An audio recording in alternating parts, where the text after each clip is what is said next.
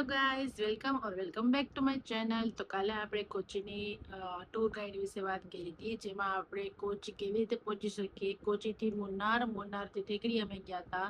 તો ઠેકડીમાં અમારે 2 થી 3 વસ્તુ બાકી રહી ગઈ હતી. જ્યારે અમે સનસેટ વ્યૂ પોઈન્ટ પછી અમે એક ડેમ પણ ગયા હતા, જ્યાં આખી જે રિવર પાસ થાય છે, પણ ત્યારે એટલું પાણી એમાં નહોતું. તો ત્યાંથી પછી અમે ઇવનિંગના 6 થી 7 અને 7 થી 8 એવા સ્લોટ હોય, એમાં અમે કથકલી પરફોર્મન્સ જોવા માટે ત્યાં એક કલ્ચરલ સેન્ટર્સ હોય છે, જ્યાં તમે કથકલી પરફોર્મન્સ પણ જોઈ શકો. અને કલરી પટ્ટૈયું પણ આર્ટ હોય, જેને માર્શલ આર્ટ્સ પણ કહેવાય છે. કેરલામાં જ સ્ટાર્ટ થયું હતું માર્શલ આર્ટ્સ કલરી પટ્ટૈયું.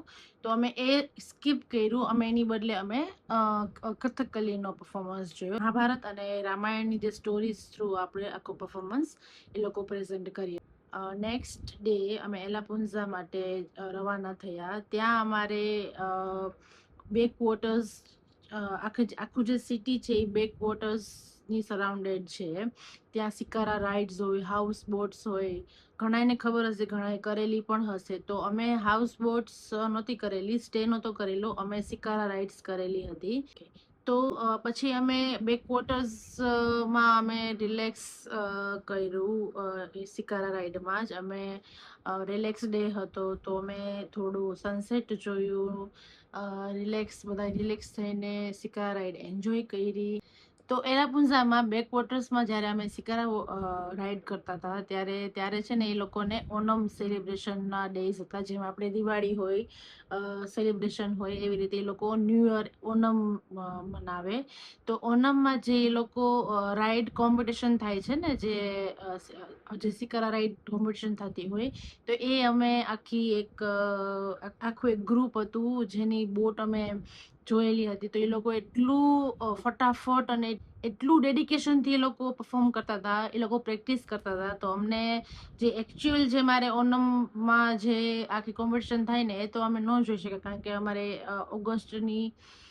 અમે ઓગસ્ટમાં ગયા હતા અને સપ્ટેમ્બરમાં એ લોકો સેલિબ્રેટ કરે, કોમ્પિટિશન કરે. તો એઝ યુ નો, જ્યારે રામાયણમાં આપણે એક પાર્ટ આવે છે, જ્યારે રાવણ સીતા માતાનું હરણ કરી લે છે, તો ત્યારે રામ ભગવાન અને લક્ષ્મણજી ત્યારે હાજર નથી હોતા. તો એ સાધુનું રૂપ લઈ અને ભિક્ષા માટે આવે છે, અને પછી સીતા માતાનું હરણ કરે છે. તો ત્યારે જટાયુ હેલ્પ કરી હતી સીતા માતાને બચાવવા માટે, પણ રાવણે એની પાંખ કાપી નાખી હતી. ઓકે, તો જ્યાં એ પડ્યા હતા, એ જે જગ્યા છે એને જે જટાયુ અર્થ સેન્ટર છે, જેમાં જે જટાયુનું આખું સ્ટેચ્યુ છે, જે સ્ટ્રક્ચર છે, એ છે ને 200 ફીટ લાંબી છે, 150 ફીટ પહોળી છે, અને 70 ફૂટની હાઈટ છે. તો એટલું વાઇડ આખું લાગે ને આપણને, કે આપણે એમ થાય કે બસ એ સાક્ષાત ત્યાં છે જ અત્યારે એમ. તો ત્યાં અમે રામ ભગવાનની ફૂટપ્રિન્ટ્સ પણ જોયેલી છે. ત્યાં મંદિર પણ છે રામ ભગવાનનું. અમે તિરુવનંતપુરમ માટે જવા માટે નીકળ્યા અર્લી મોર્નિંગ. તો ત્યાં એ જે સિટી છે, એનામાં જ આખું એક ડિવાઇન એનર્જી છે, કારણ કે તિરુવનંતપુરમ જે છે એ વિષ્ણુ ભગવાનનું મંદિર છે, એની જગ્યા છે. અને જે આખી જે સિનરી છે, જે આખો વ્યૂ છે, એ બહુ સરસ છે. તો તિરુવનંતપુરમ માટે અમે હોટલે સ્ટે કરી, અને પછી નેક્સ્ટ ડે અમારે અર્લી મોર્નિંગમાં મંદિર માટે જવાનું હતું. તો અમે બધાએ નક્કી કર્યું હતું, ગર્લ્સ છે કે અમે બધા સાડી પહેરશું. તો બધાએ સાડી પહેરી હતી, અને અમે લોકો તિરુવનંતપુરમ મંદિર માટે પહોંચી ગયા. તો ગર્લ્સને એથેનિક વેર અથવા મીન્સ કે સાડી છે, ડ્રેસ છે, કવર કપડાં પહેરવાના, જીન્સ છે, શોર્ટ સ્કર્ટ એવું અલાઉડ નથી. અને જેન્ટ્સને ધોતી, અને ઉપર તમારે ધોતી જેવું કપડું હોય તો એ તમે રાખી શકો, બાકી તમારે ઓનલી ધોતી પહેરવાની. તમારે જીન્સ પેન્ટ, અંદર શોર્ટ્સ કે એવું કાંઈ અલાઉડ ના હોય. ફોન પણ તમારે બહાર રાખી દેવાનો. પછી અમે ત્યાં વિષ્ણુ ભગવાનની જે મૂર્તિ છે એના અમે દર્શન કર્યા. ત્યાં એ 3 ભાગમાં ડિવાઈડ છે, હું ફોટો અપલોડ કરીશ. ત્યાં એક વિન્ડોમાં આપણને વિષ્ણુ ભગવાનનું આખું જે ફેસ છે એ દેખાય. પછી જે સેકન્ડ જે વિન્ડો છે એમાં આપણને એનું પેટ, નાભીનો જે ભાગ છે એ દેખાય. બહુ મોટી મૂર્તિ છે. તો મેં એના દર્શન કર્યા. તો પહેલા તો મને કઈ સમજાણું જ નહીં. પહેલા એટલી ભીડ હતી ને, તો હું તો આપણે જનરલી જઈએ તો મંદિરમાં અમે આપણે સેન્ટરમાં જ ઉભા રહી. તો પહેલા મને સમજાણું નહીં કે મૂર્તિ એક્ઝેક્ટ છે શું, આ વિષ્ણુ ભગવાન છે ક્યાં એમ. ત્યાં બધા પોલીસ વાળા હોય એટલે આપણે થોડુંક સ્ટ્રિક્ટ એ લોકો હોય એટલે એ બધા એમ કહેતા હતા કે ચલો આગળ જાઓ આગળ જાઓ. એટલે હું તો પહેલા આમ આટલું આમ જોઈને દર્શન કરી હું તો કે મને કંઈ સમજાણું નહીં મને એમ. પછી મને વિશાલે પાછી બોલાવી કે તું જોઈ કે આ મંદિર કે આવી રીતે છે એમ. પછી મેં આમ જોયું ને તો ખાલી એક સાઈડ થી મને માથું દેખાણું ને વચ્ચું જ જોયું. તો એ છેલ્લી બારી તો હું રહી જ ગઈ. પછી મેં બહાર આવીને જે ફોટોઝ બધું મૂર્તિ ને એવું બધું મળતું હોય ને એમાં મેં જોયું કે ઓ અચ્છા આવી રીતે છે મૂર્તિ આખી એમ. પણ બહુ મસ્ત દિવ્ય મંદિર છે, બહુ મોટું છે મંદિર. પછી ત્યાંથી અમે એક મંદિર છે શિવજીનું, ગંગાધરેશ્વરા ટેમ્પલ છે, જેમાં મહાદેવની એટલી મોટી મૂર્તિ છે, દરિયા કિનારે છે. અને ત્યાં અમે જ્યારે ગયા હતા ને ત્યારે શિવજીની જે પાલખી હોય એનું કંઈક રિચ્યુઅલ્સ ચાલતા હતા, અમને ખાસી ખબર તો નથી. પછી અમે તિરુવનંતપુરમ મંદિરથી અમે બધા મંદિર કમ્પ્લીટ કરીને અમે સાંજે કન્યાકુમારી માટે નીકળી ગયા. કન્યાકુમારી માટે કન્યાકુમારી જે છે એ તમિલનાડુ સ્ટેટમાં છે. તો જેના થ્રુ અમે ગયા હતા એ લોકોએ જ અમારો બધું જે પરમિશન ને બધું લેવાનું હોય તો એ બધું કમ્પ્લીટ થઈ ગયું હતું. તો અમે પછી બાય બસ જ અમારી જે બુક કરેલી હતી એમાં જ અમે કન્યાકુમારી માટે નીકળ્યા. અને અહીંયા કન્યાકુમારી મધ દરિયે છે, મીન્સ કે થોડાક ડિસ્ટન્સમાં છે. તો ત્યાં વિવેકાનંદજીનું સ્ટેચ્યુ છે. ત્યાં ત્રિવેણી સંગમ પણ થાય છે, જેમાં એરેબિયન સી, બે ઓફ બેંગાલ અને ઇન્ડિયન ઓશનનો મેલાપ થાય છે. જે તિરુવલ્લુવર સ્ટેચ્યુ છે એ 33 ફૂટ ઊંચાઈમાં છે. અને એ જે કવિ હતા એ તમિલનાડુના સર્વશ્રેષ્ઠ કલ્ચરલ કવિ અને ફિલોસોફર પણ હતા. તો એના મેમરીમાં એ લોકોએ આ સ્ટેચ્યુ બનાવેલું છે. તો તમે વિવેકાનંદ મેમોરિયલથી તમારે આ સ્ટેચ્યુએ જવા માટે એક ગ્લાસ બ્રિજ છે. એ જે બ્રિજ છે એ બહુ સરસ બનાવ્યો છે, પણ જેને મારી જેમ ફોબિયા હોય હાઈટનો કે પાણીનો, એ તમે અવોઇડ કરી શકો. હું તો સાઈડમાં જ ચાલતી હતી, બાપા આપણને બીક લાગે. વિશાલ તો ઉભો રહીને જોતો તો બધું કે ક્યાં છે કેવી રીતે છે ના તે, પણ trust issue you know.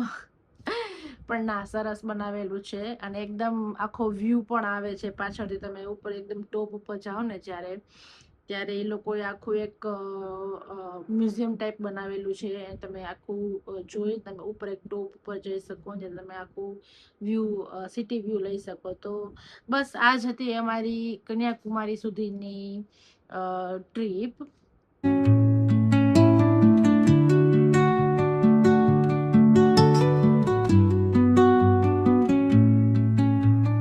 Under the boughs where the shadows play, the wind hums songs at the break of day. Whispering pines, secrets untold, carrying tales only the forest holds. Moonlight spills through the velvet dark, etching patterns, leaving its mark.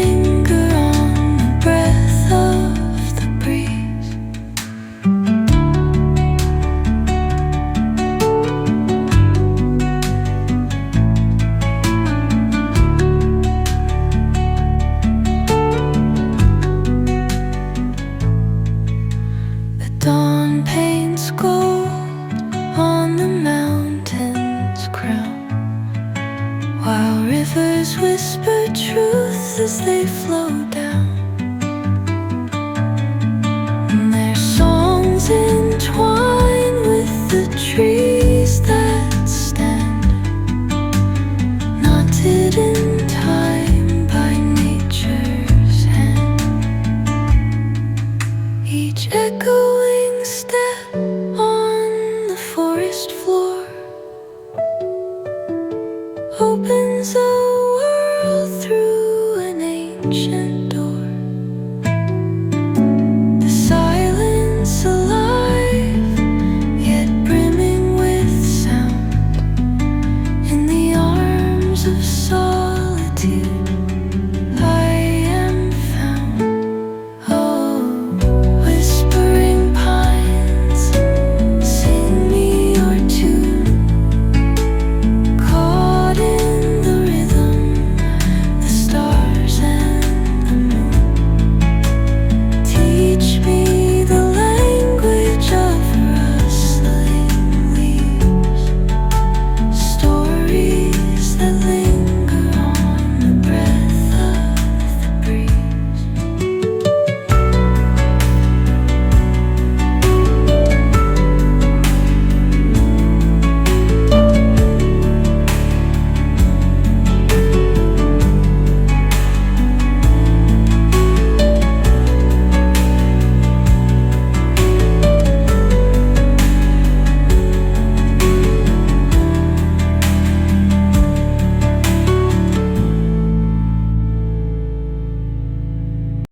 ત્યાં સુધી અમારે family trip હતી. પછી અમે decide કર્યું કે અહીંયા સુધી અમે આવ્યા છીએ તો તમિલનાડુમાં રામેશ્વરમ જ્યોતિર્લિંગ કેવી રીતે મૂકી શકાય. તો પછી અમારે ફેમિલીને અમે ગુડ બાય બોલ્યું અને અમે ત્યાં અમે રોકાઈ ગયા કન્યાકુમારી. અમારે કન્યાકુમારીથી રામેશ્વરમની ટ્રેન હતી.